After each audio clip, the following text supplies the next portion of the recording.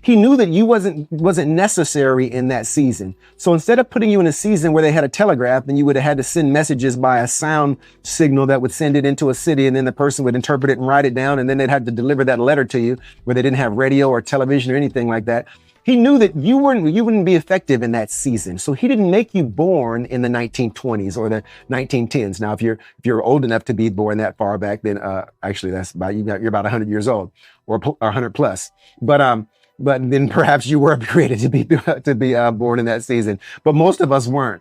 And the reason you weren't created for that season is because God knew he needed you to be here with your giftings, here with your callings, here with your potential during a season where you could click of a mouse, have access to the whole world. Why? Because God placed potential in you that would have potentially the opportunity to impact the whole world.